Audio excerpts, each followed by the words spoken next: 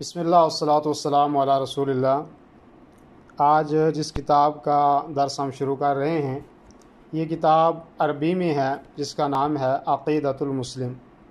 اور یہ کتاب لکھنے والے ہیں جنہوں نے کتاب تالیف کی ہے ان کا نام ہے شیخ زید بن فالح الربع۔ یہ سعودی عرب کے شمال کا ایک علاقہ ہے مرکوز جہاں کے رہنے والے ہیں، نوجوان عالم دین ہیں اور بہت ساری کتابیں انہوں نے ماشاءاللہ تالیف کی ہیں، اور ان میں سے ان کی ایک کتاب ہے عقیدۃ المسلم جس کا ہم اردو میں یہ کہہ سکتے ہیں کہ اسلامی عقیدہ، اور اس کتاب کی نظر ثانی کی ہے شیخ پروفیسر ناصر بن عبد الکریم نے۔ تو یہ کہتے ہیں کہ میں نے یہ کتاب تالیف کیوں کی، یہ مختصر سا رسالہ ہے، تو ہم انشاءاللہ اپنے روزانہ کی بنیاد کے دروس جو ہیں اس میں انشاءاللہ ان کو پڑھیں گے۔ تو انہوں نے جو مقدمہ لکھا ہے جس میں اس چیز کی وضاحت کی ہے کہ میں نے یہ کتاب کیوں لکھی، تو وہ کہتے ہیں کہ یہ اصل میں ایک چھوٹی سی کتاب ہے کہ جو اصل میں نے ان چیزوں کو ٹویٹر کے اوپر لکھا تھا، اور کہتے ہیں کہ وہ 100 پوسٹ میں نے ٹویٹر پر کی تھی کہ جن کا تعلق عقیدے کے اہم مسائل سے یا عقیدے کی اہم بحث سے جس کا تعلق تھا، اور کہتے ہیں کہ پھر میں نے ان کی نظر ثانی کی اور بعض چیزوں کا پھر میں نے اس کے اندر اضافہ کیا جو میں نے ٹویٹر پر 100 چیزیں لکھی تھی، اور پھر اس کو میں نے اسلامی عقیدے کے نام سے یہ ایک کتاب کی شکل میں نے اس کو تیار کیا۔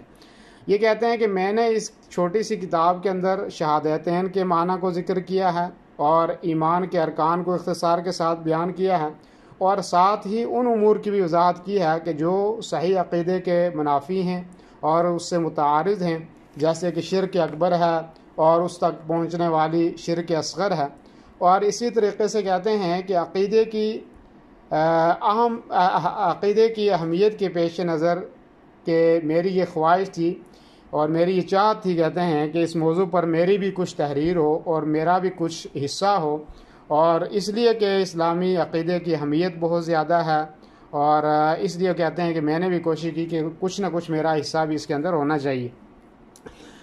اب اسلامی عقیدے کی اہمیت کو انہوں نے کس طریقے سے بیان کیا ہے، وہ کہتے ہیں کہ میں نے کچھ چیزیں اس کے اندر بیان کی ہیں، کچھ نکات، اور پہلی چیز انہوں نے کہا کہ پہلے اس میں ہمارے لیے اس عقیدے کی ضرورت کہتے ہیں کہ تمام ضرورتوں سے بڑھ کر ہے، اور کیونکہ کہتے ہیں کہ دلوں کو حقیقی خوشی اور سعادت اور سچی نعمت اسی وقت حاصل ہو سکتی ہے کہ جب وہ اپنے پاک و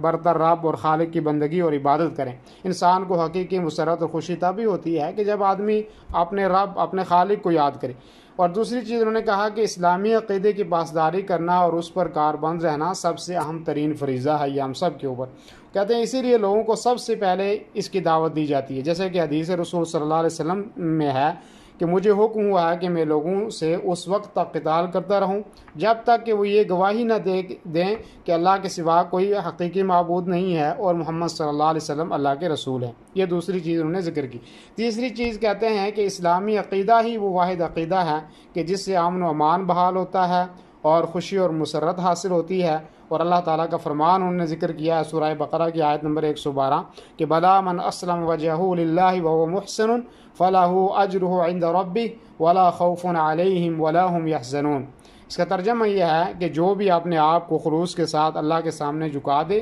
تو بے شک اس سے اس کا رب پورا بدلہ دے گا، اس پر نہ تو کوئی خوف ہوگا اور نہ کوئی غم اور اداسی ہوگی۔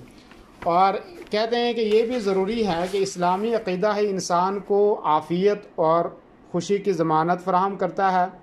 اور اس کے لیے بھی انہوں نے دلیل اللہ تعالیٰ کا فرمان سورہ اعراف کی آیت نمبر 96 کو ذکر کیا، اور اللہ تعالیٰ فرماتا ہے وَلَوْ أَنَّ أَهْلَ الْقُرَىٰ آمَنُوا وَاتَّقَوْا لَفَتَحْنَا عَلَيْهِمْ بَرَكَاتٍ مِّنَ السَّمَاءِ وَالْأَرْضِ، کہ اگر ان بستیوں کے رہنے والے ایمان لے آتے اور پرہیزگاری اختیار کرتے تو ہم ان پر آسمان اور زمین کی برکتیں کھول دیتے۔ چوتھی چیز انہوں نے ذکر کی ہے کہ اسلامی عقیدہ روئے زمین کی سرداری و وراثت سے سرفراز ہونے کا وسیلہ اور ذریعہ ہے۔ اگر کسی کو سرداری چاہیے اور وہ چاہتا ہے کہ میں اس زمین کا وارث بنوں تو اس کو چاہیے کہ وہ اپنا اسلامی عقیدہ درست کرے۔ اس کی دلیل انہوں نے اللہ تعالیٰ کا یہ فرمان نقل کیا ہے سورہ الانبیاء کی آیت نمبر 105 وَلَقَدْ كَتَبْنَا فِي الزَّبُورِ مِن بَعْدِ الذِّكْرِ أَنَّ الْأَرْضَ يَرِثُهَا عِبَادِيَ الصَّالِحُونَ۔ کہ ہم زبور میں پند و نصیحت کے بعد یہ لکھ چکے ہیں کہ زمین کے وارث میرے نیک بندے ہوں گے، کہ جو نیک بندے ہوں گے وہی اس زمین کے وارث ہوں گے۔ تو یہ انہوں نے مقدمہ لکھا ہے کہ میں نے اس کتاب کو کیوں لکھا۔ یہ ساری انہوں نے تقریباً 4 نکات جو ہیں وہ نقل کیے ہیں۔